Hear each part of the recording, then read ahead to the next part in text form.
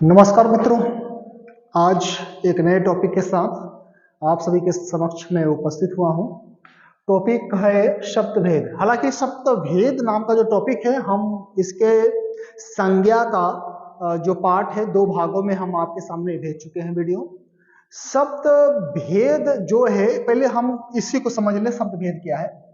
शब्द भेद, शब्दों के जो भेद है वो जो 8 प्रकार के होते हैं, उसमें पहला शब्द भेद, एक परिवार को मानिए, शब्द भेद के परिवार में जितने सदस्य हैं उनमें से संज्ञा रूपी सदस्यों की चर्चा हम लोग कर लिए थे।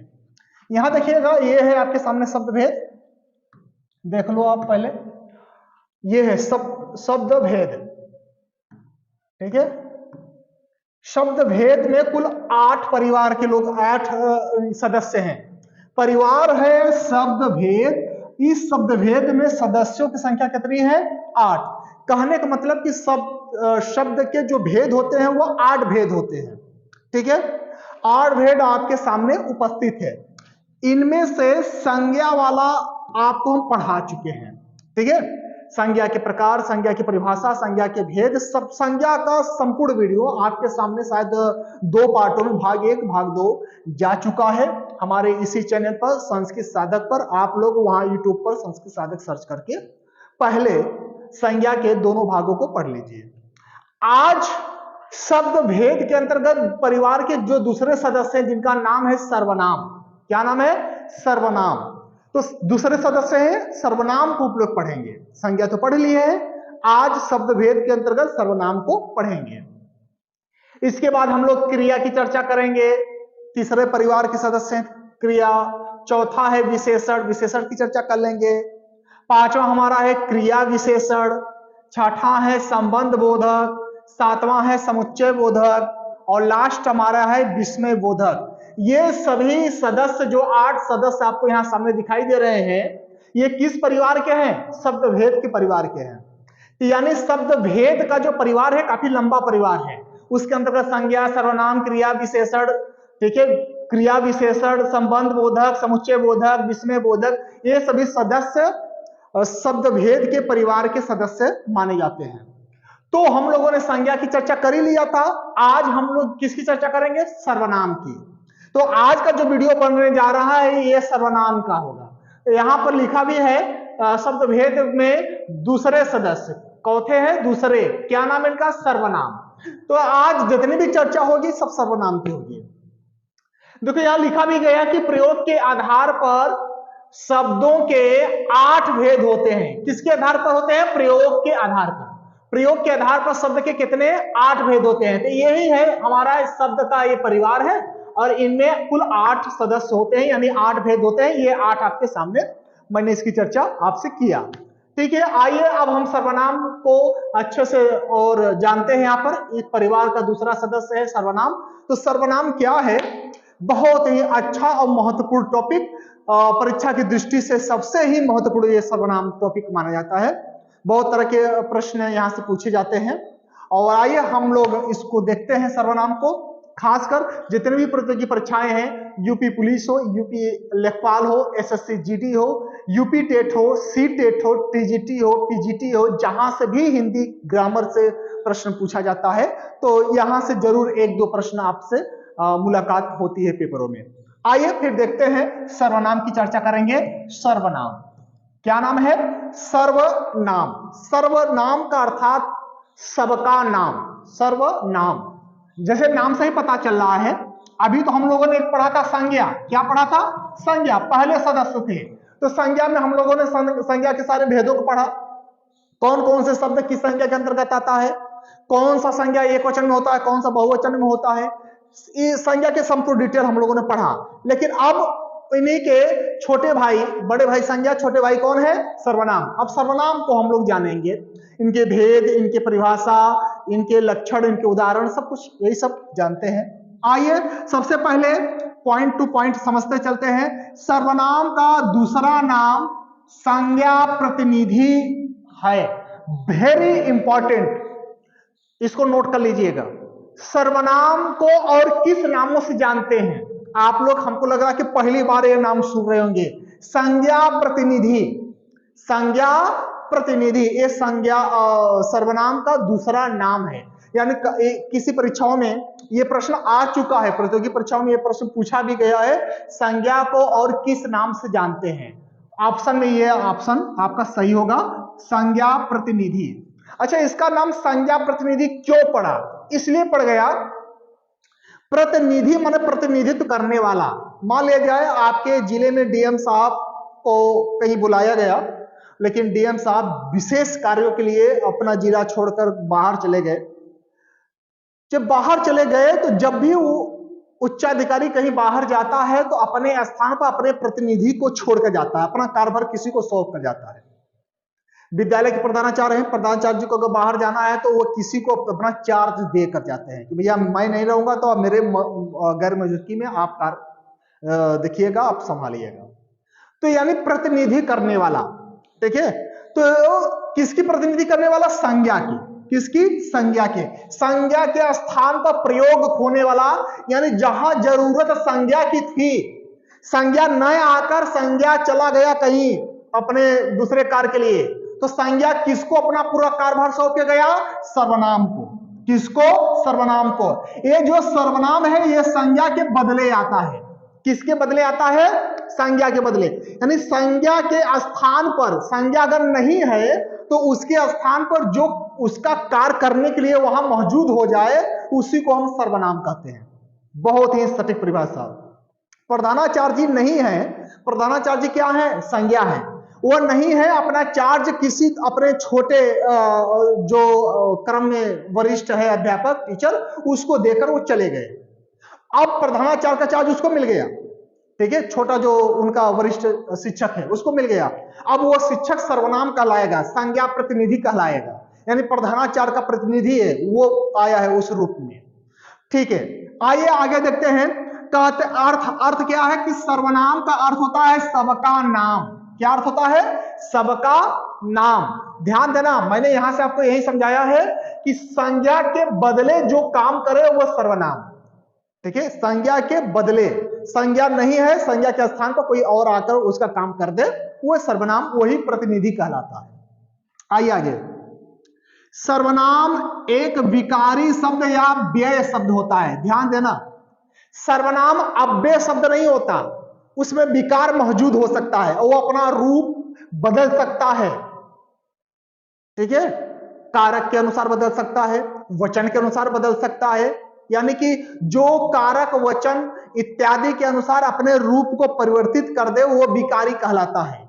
यानी कि ये अविकारी नहीं बल्कि विकारी है, ये बदला जा सकता है, ठीक है। या इसी को हम व्यय बोलते हैं। क्या बोलते हैं? व्यय। व्यय यानी खर्च हो सकता है, अपनी रूप बदल सकता है। और एक होता है अव्यय, जो कि एकदम रूढ़ होता है, कभी किसी भी हालत में अपना रूप बदलता नहीं, वो अव्यय कहलाता है। लेकिन ये अव्यय नहीं है, ये अविकारी नहीं है, ये बल्कि है विकारी और व्यय है।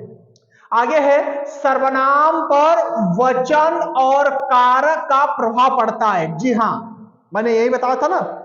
ये क्यों विकारी कहलाया, ये क्यों व्यय कहलाया? इसलिए कहलाया कि इसके ऊपर, सर्वनाम के ऊपर, सर्वनाम पर किसका प्रभाव पड़ सकता है? वचन का या कारक का। वचन या कारक का प्रभाव इनके ऊपर बिल्कुल पड़ सकता है। वचन, ये एक वचन से बहुवचन में तुरंत बदले जा सकते हैं, ये विकारी हैं, व्यय हो जाएंगे। कारक का, ये द्वितीया से तृतीया हो सकते हैं, प्रथमा हो सकते हैं, चतुर्थी पंचमी, जो कारक चिन्ह होते हैं उसमें बदले जा सकते हैं। तो दो लोगों का प्रभाव पड़ा है सर्वनाम पर। प्रश्न पूछेगा सर्वनाम पर किन किन तत्वों का प्रभाव पड़ता है, तो वचन और कारक। वचन और कारक, इन दो तत्वों का, व्याकरण के प्रभावों का ये प्रभाव पड़ता है, इन दोनों का। नोट में लिखा गया है कि सर्वनाम पर लिंग का प्रभाव नहीं पड़ता। जी हां, दो का तो पड़ता है, वचन और कारक का तो पड़ेगा, लेकिन लिंग का प्रभाव सर्वनाम के ऊपर कोई असर नहीं करता, ठीक है। हम लिंग स्त्री को पुरुष बना देंगे, लेकिन सर्वनाम जो लगा रहेगा उसमें कोई चेंजिंग नहीं, इसका प्रभाव, लिंग का प्रभाव नहीं पड़ता। बाकी वचन का पड़ेगा और कारक का पड़ेगा। आइए आगे अभी उदाहरण से समझते हैं। जैसे आपके सामने है, देखो यहां पर पहले कारक का प्रभाव डाल दें, यहां है ना वचन और कारक का प्रभाव पड़ता है, प्रभाव पड़ता है, तो कारक का प्रभाव देख लें। जैसे मैंने देखो कलर चेंज कर दिया है आपको समझाने के लिए, उनको पढ़ना चाहिए, उनको, कर्ता ने कर्म को, यानी कि द्वितीय विभक्ति, कौन सा कारक? कर्म कारक, ठीक है, कौन सा कारक है? कर्म कारक, उनको पढ़ना चाहिए, को का चिन्ह द्वितीय विभक्ति में आता है, यानी कर्म कारक में कर्ता ने कर्म को करण से के साथ द्वारा संप्रदान को, ये सब है क्या है? कारक है। अभी हम कारक पढ़ा देंगे आपको। तो कारक में को का चिन्ह जो आता है ये द्वितीय विभक्ति का लक्षण है। कौन सी विभक्ति का? द्वितीय, यानी कर्म कारक का। कौन सा कारक का? कर्म कारक का। तो उनको पढ़ना चाहिए। अब ये जो को है उनको, ये है हमारा सर्वनाम, ये क्या है? सर्वनाम। अब इन सर्वनाम को बदल दिया हमने, उन्होंने पढ़ा, उनको पढ़ना चाहिए, या उसको कारक का प्रभाव पड़ गया तो उन्होंने पढ़ा। अब देखो को ने में बदल दिया, को ने में बदल दिया, यहां कर्म कारक था और यहां कर्ता कारक हो गया। कौन सा कारक? कर्ता का। कर्ता ने, चिन्ह क्या आया? ने, कर्ता ने कर्म को, तो कर्ता ने का चिन्ह आ गया आपके सामने, और कर्म को, यहां को का चिन्ह आया। तो देखो कारक का प्रभाव पड़ गया, इनके ऊपर क्या पड़ गया? कारक का। ये क्या थे? ये सर्वनाम थे, ये भी सर्वनाम है, ये भी सर्वनाम है। सर्वनाम के ऊपर कारक का प्रभाव पड़ा कि नहीं पड़ा? को ने कर दिया गया, पर पड़ गया प्रभाव, ठीक है, ये तो कारक का प्रभाव था। आइए अब आगे देखते हैं ये वचन का प्रभाव।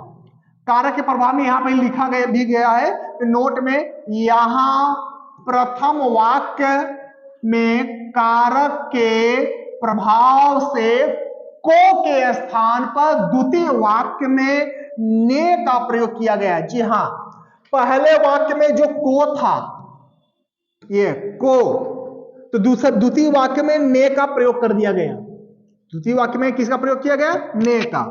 तो कारक का प्रभाव पड़ गया, ठीक है। आइए अब आगे चलते हैं। जैसे हो गया, इसीलिए सर्वनाम को विकारी शब्द कहते हैं, यानी विकारी कहलाता है, इसीलिए सर्वनाम विकारी कहलाता है, विकारी शब्द कहलाता है, क्योंकि प्रभाव पड़ गया, चेंज हो गया, विकार हो गया उसमें। आइए, जैसे अब वह का देख लेते हैं हम लोग। देखो, यानी वचन का प्रयोग, वचन का प्रभाव इस स्लाइड में आप लोग देख रहे हो, इस फिगर में वचन का प्रयोग कैसे पड़ा है। यहां पर वह शब्द है, कौन सा शब्द है? ध्यान देना, क्या है? वह, ठीक है। ये वह क्या है? सर्वनाम है। वह नाम के सर्वनाम पर कारक का प्रभाव ऊपर हम लोग देख लिया। अब वचन का प्रभाव पड़ता है कि नहीं ये देखते हैं। तो पहले हम तो वाक्य देख लें। जैसे वाक्य है राम पढ़ता है, क्या वाक्य है? राम पढ़ता है। इसमें कर्ता कौन है? राम। राम क्या है? सर्वनाम है? नहीं, संज्ञा है। राम क्या है? संज्ञा है। देखो मैंने अभी ऊपर समझाया, संज्ञा के बदले जो काम करे वह सर्वनाम कहलाता है, ठीक है। यानी कि राम क्या है? संज्ञा है। राम पढ़ता है, सीता पढ़ती है, मोहन खेलता है, गीता जाती है। तो यहां पर राम, सीता, मोहन, गीता, ये सभी हैं भैया संज्ञा। ये सब क्या है? संज्ञा है, ठीक है। इस वाक्य में प्रथम संज्ञा प्रयोग हुआ है और हम लोग पढ़ रहे हैं सर्वनाम, ठीक है। तो जहां पर संज्ञा आ जाए उनको हटाकर हम सर्वनाम लगाकर वाक्य को सही कर दें, तो यही तो सर्वनाम कहलाता है। अब चलिए, एक सर्वनाम का नाम है वह। अब हम वह को इसमें हम जोड़ दिए, राम को हटाकर हमने रख दिया वह। राम के स्थान पर क्या रखा? वह। राम पढ़ता है, अब राम को हटाकर लिख दिया वह पढ़ता है। क्या? कौन पढ़ता है? वह पढ़ता है। राम को हटाकर मैंने क्या रखा? वह रखा, वह पढ़ता है। सीता पढ़ती है, तो सीता को हटाओ, वह पढ़ती है। मोहन पढ़ता है, मोहन को हटाओ, वह रख दो, वह खेलता है। मोहन खेलता है, वह खेलता है। मोहन को हटाकर वह रख दिया। गीता को हटाकर हमने वह रख दिया, गीता जाती है तो वह जाती है, ठीक है। अब यहां ध्यान देना थोड़ा सा। कहते हैं कि इस लाइन में ये सभी राम, सीता, गीता, मोहन, गीता, ये सब क्या है? संज्ञा का प्रयोग हुआ है। यहां क्या प्रयोग हुआ? संज्ञा का। अब यहाँ पर ये जो वह है, लिंग का प्रभाव यहां नहीं पड़ा है। अब थोड़ा सा ध्यान देना, राम क्या है? पुल्लिंग है। राम पढ़ता है, राम को हटाकर हमने वह रखा, वह पढ़ता है। तो ये जो पढ़ता है और ता है, इस पर लिंग का प्रभाव नहीं पड़ा। ठीक है, वह स्त्रीलिंग है कि पुल्लिंग है, इसका कोई यहां पर पता नहीं चला। जैसे राम पढ़ता है तो राम को हटाकर हमने वह रखा, वह पढ़ता है। ध्यान देना। अब देखो, मैंने राम के जगह पर एक स्त्रीलिंग का प्रयोग किया, सीता कर दिया। अब देखो क्रिया यहां बदल गई, सीता पढ़ता है नहीं, राम पढ़ता है, अब सीता पढ़ती है। अब ती आ गया कि नहीं यहां पर? अब फिर भी सीता के साथ हमने क्या रखा? वह। अब वह रखा, फिर भी है पढ़ती है, वह पढ़ती है। यानी कहने का मतलब, जो वह यहां लगा है वही वह यहां लगा है। यह वह पुल्लिंग हो गया, यह वाला वह स्त्रीलिंग हो गया। यानी वह जो है, वह के ऊपर कोई लिंग का प्रभाव नहीं पड़ रहा है। ठीक है, वह वही है, वह वही नहीं हुआ। ठीक है, यानी अगर कोई कहे कि भैया वह शब्द है पुल्लिंग और वही शब्द है स्त्रीलिंग, ये बिल्कुल गलत है।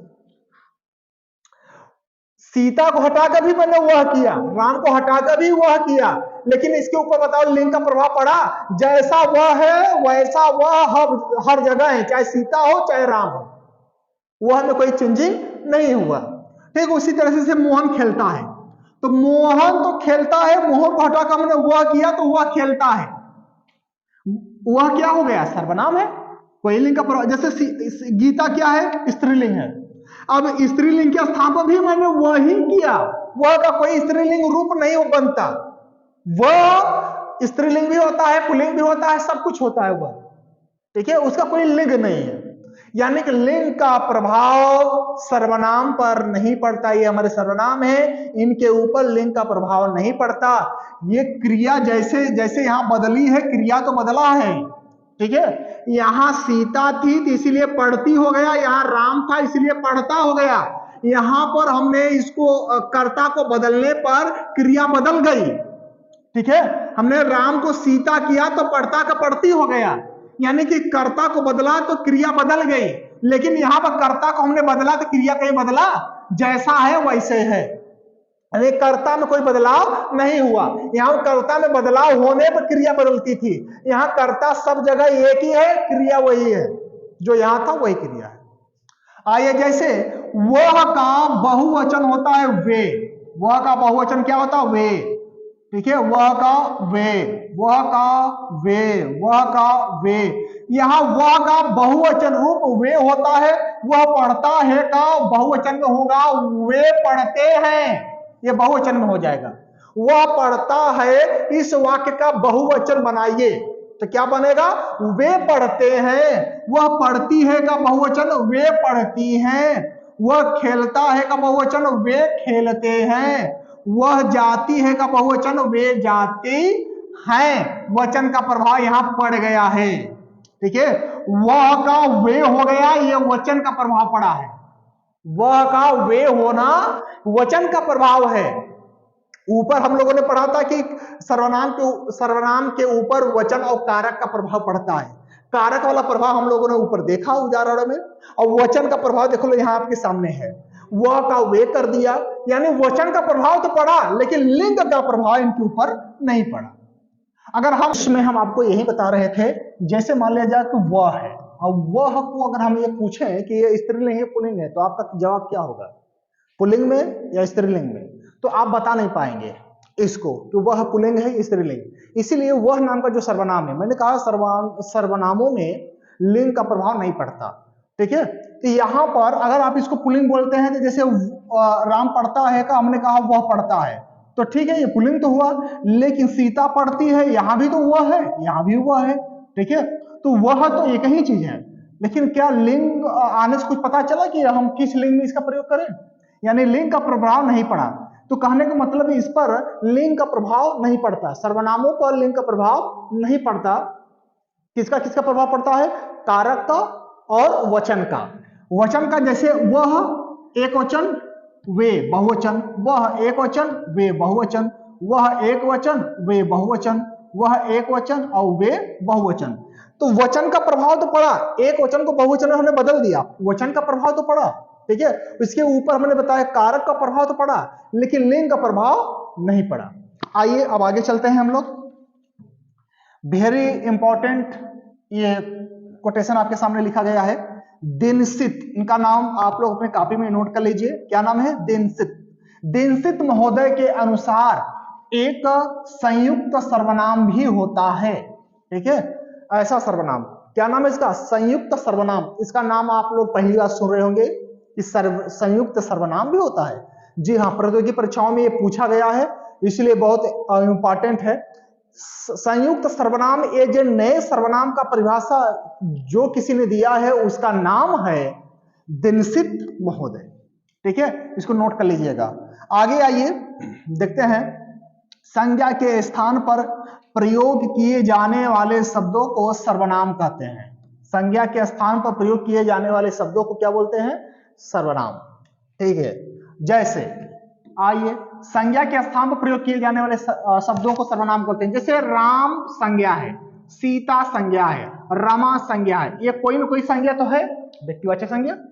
अब इन्हीं के स्थान, जैसे राम खाना खाता है, सीता पत्र लिखती है, रमा पुस्तक पढ़ती है, ये इस तीनों वाक्यों में हमने प्रारंभ में एक संज्ञा का प्रयोग किया है, राम का, सीता का, रमा का, ठीक है। अब इनके स्थान पर यहां है ना, यहां देखो, यहां राम, सीता, रमा क्या है? संज्ञा है, और इनके स्थान पर प्रयोग होने वाला जो शब्द है वह क्या है?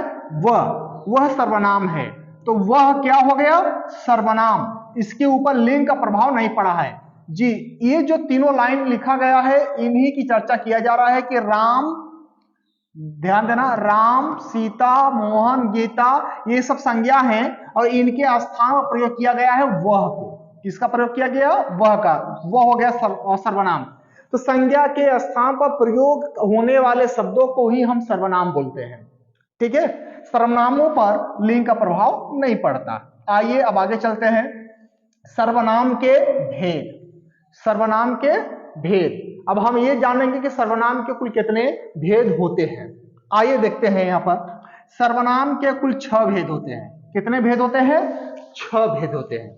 आइए देखते हैं कौन कौन से हैं, आपके सामने है। पहला है पुरुषवाचक सर्वनाम, जिनके अंतर्गत 2 सर्वनाम आते हैं। कौन कौन सा? मैं और तुम।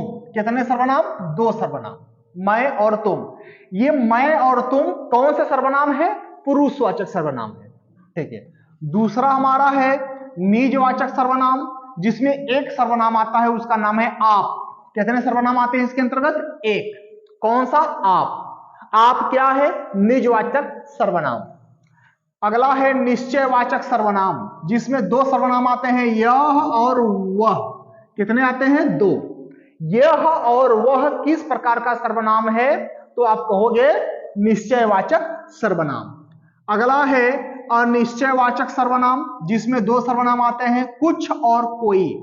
कुछ और कोई निश्चित नहीं है, कुछ और कोई निश्चित नहीं है, ये अनिश्चयवाचक सर्वनाम है। इसके अंतर्गत अनिश्चयवाचक सर्वनाम के अंतर्गत तो 2 सर्वनाम आते हैं, कुछ और कोई, ठीक है।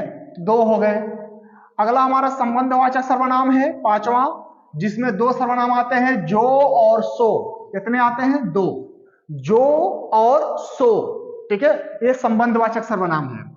6वां यानी लास्ट है हमारा प्रश्नवाचक सर्वनाम, जिसमें कौन और क्या, ये 2 सर्वनाम आते हैं। कौन, क्या, ठीक है, प्रश्नवाचक है, चिन्ह भी लगा है, प्रश्नवाचक चिन्ह, तो इसमें 2 आते हैं। तो इनको गिनोगे आप, 2 3 3 2 5 2 7 2 9 9 2 11, सर्वनामों की संख्या कितनी हो गई?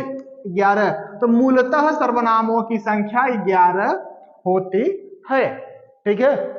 आपसे पूछ लेगा कि टोटल सर्वनामों की संख्या कुल कितनी है, तो मुख्य रूप से सर्वनामों की संख्या 11 मानी जाती है, ठीक है। सर्वनाम कितने प्रकार के होते हैं? 6 प्रकार के होते हैं, यानी प्रकार पूछे या भेद पूछे आप 6 ही उत्तर देंगे। आइए तो हम एक एक को पढ़ते हैं। पहला हमारा है पुरुषवाचक सर्वनाम। कौन सा सर्वनाम? पुरुषवाचक, जिनके अंतर्गत मैं, तुम या अन्य, ठीक है, मैं, तुम या अन्य, ये पुरुषवाचक सर्वनाम में के अंतर्गत आते हैं। इस सर्वनाम के अंतर्गत मानव जाति का बोध होता है। कौन सी जाति का?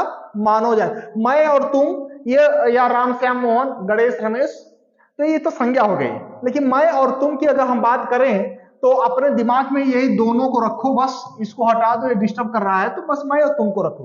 ये मैं और तुम हम मानव जाति के लिए ही प्रयोग करते हैं। मैं जा रहा हूं, तुम कहां जा रहे हो, ठीक है, किसी मानव जाति के ऊपर प्रयोग होता है। पुरुषवाचक सर्वनाम 3 प्रकार के होते हैं। कितने प्रकार के होते हैं? 3 प्रकार के होते हैं। पहला है उत्तम पुरुष। ध्यान देना, पहला क्या है? उत्तम पुरुष। उत्तम पुरुष वह होता है जो बोलता है। मैं बोल रहा हूं, मैं कौन सा पुरुष हूं? उत्तम पुरुष। यानी जो वक्ता होता है, इसको वक्ता भी कहते हैं। जो वक्ता यानी वक्तव्य देने वाला, बोलने वाला, कोई भी प्राणी अगर कुछ बोल रहा है तो वह उत्तम पुरुष है। कौन सा पुरुष है? उत्तम पुरुष है। इसे वक्ता भी कहते हैं। ठीक है, जैसे मैं, हम, हमारा, ठीक है, ये जो शब्द आता है मैं वाला शब्द, ये उत्तम पुरुष के अंतर्गत, केवल मैं वाला, ध्यान देना, तुम छोड़कर केवल ये मैं वाला जो शब्द आएगा यह उत्तम पुरुष कहलाएगा, केवल मैं। ठीक है, अब आ जाओ उत्तम पुरुष में। ध्यान देना, पुरुषवाचक सर्वनाम को 3 भागों में बांटा गया, उत्तम, मध्यम, अन्य पुरुष, अभी बता रहे हैं। तो उत्तम पुरुष में केवल और केवल मैं, हमने यहां 3 चीज लिखा था, ठीक है, पहला नंबर मैं, दूसरा नंबर तुम और तीसरे नंबर में अन्य है। ठीक है ना, अन्य है। तो पहले नंबर में जो पहला नंबर मैं आया, तो मैं कौन? मैं उत्तम, ऐसे समझो, मैं हमेशा उत्तम होता है। मैं कौन? मैं उत्तम हूं। ठीक है, यानी वक्ता, बोलने वाला हमेशा वक्ता कहलाता है, यानी उत्तम पुरुष में आता है। दूसरा सर्वनाम हमारा, ध्यान देना यहां पर, मध्यम पुरुष। कौन सा पुरुष है? मध्यम पुरुष। उत्तम पुरुष हो गया, उत्तम पुरुष मैं, और मध्यम पुरुष में अब ये तुम जो बचा है आ जाएगा मध्यम पुरुष। ठीक है ना, जैसे मध्यम पुरुष वह होता है जो वक्ता के द्वारा कहे गए बातों को सुनता है। अच्छा, मैं आपको पढ़ा रहा हूं, मैं आपको बोल रहा हूं, अच्छा हम जो बोल रहे हैं हम तो मध्यम पुरुष हैं, उत्तम पुरुष हैं, और आप जो सुन रहे हैं वो क्या है? मध्यम पुरुष है। तो मध्यम पुरुष हमेशा तुम होता है। श्रोता, जिसको हम श्रोता भी बोलते हैं, यहां लिखा गया है श्रोता। श्रोता माने सुनने वाला, हम बोल रहे हैं, आप श्रोता। क्या होता है? श्रोता। यानी उत्तम पुरुष वो होता है जो वक्ता हो, और मध्यम पुरुष वो होता है जो श्रोता हो। मैं इस समय बोल रहा हूं, मैं उत्तम पुरुष हूं, आप सुन रहे हैं, आप क्या है? मध्यम पुरुष। मध्यम पुरुष में कौन आता है? केवल तुम, केवल तुम मध्यम पुरुष, और केवल मैं उत्तम पुरुष। उत्तम पुरुष में केवल मैं, मध्यम पुरुष में केवल तुम। शेष जो बचते हैं वो सभी अन्य पुरुष में जाते हैं। आप देख लीजिए, उसके नीचे है मध्यम पुरुष में एक चीज मैंने बता दूं, तुम, तू या आप, ये आते हैं। और उत्तम पुरुष में मैं, हम या हमारा, ये आते हैं। अब शेष बचा अन्य पुरुष। तो अन्य पुरुष में यहां जो ये अन्य लिखा है, ये अन्य पुरुष का है। किसका है? अन्य पुरुष का।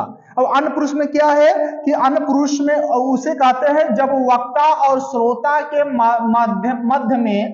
मध्य किसी अन्य व्यक्ति या तीसरे व्यक्ति की बात होती है तो वह अन्य पुरुष कहलाता है। जी हाँ, अन्य पुरुष वह होता है जो उत्तम पुरुष होता है। यानी मैं बोल रहा हूं, मैं उत्तम पुरुष हूं, और आप सुन रहे हैं, आप क्या है? मध्यम पुरुष। तो हमारे आपके बीच में किसी जिस व्यक्ति की चर्चा हो रही है, ठीक है, राम की चर्चा हो रही है, श्याम की चर्चा हो रही है, तो राम श्याम क्या है? वो अन्य पुरुष है। कौन पुरुष है? अन्य पुरुष।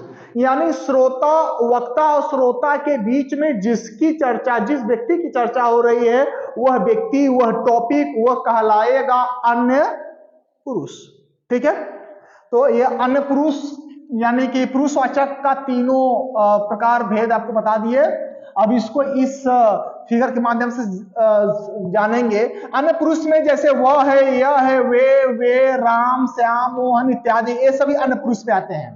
यानी अन्य पुरुष में कौन कौन आता है? मैं और तुम को छोड़कर शेष जितने भी शब्द बचे वो सभी अन्य पुरुष है। मैं केवल उत्तम, तुम केवल मध्यम, और मैं और तुम को छोड़कर जो बचा वो सभी अन्य पुरुष। ऐसे समझ लो। अब आपके सामने है उत्तम पुरुष कौन है? उत्तम पुरुष। उत्तम पुरुष क्या होता है? वक्ता होता है। उत्तम पुरुष क्या होता है? वक्ता। और उत्तम पुरुष का जो सर्वनाम है वह है मैं या हम।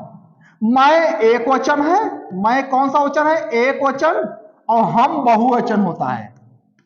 ठीक है, मैं एक वचन और हम बहुवचन में। अब अगला पुरुष क्या है? मध्यम पुरुष। अब मध्यम पुरुष को क्या बोलते हैं? श्रोता, सुनने वाला। उत्तम पुरुष वक्ता, मध्यम पुरुष श्रोता। श्रोता कौन है? तू, तुम या आप। ठीक है, एक ही चीज है। और शेष मैं और तुम को छोड़कर, यानी कि इनको और इनको, इन दोनों को छोड़कर, वक्ता श्रोता को छोड़कर जो बचा वो सभी अन्य पुरुष में आएंगे। इनके अंतर्गत क्या आएगा? वह, यह, वे, ये सभी सर्वनाम हमारा अन्य पुरुष में आते हैं। ठीक है, आइए अब हम लोग आगे चलते हैं।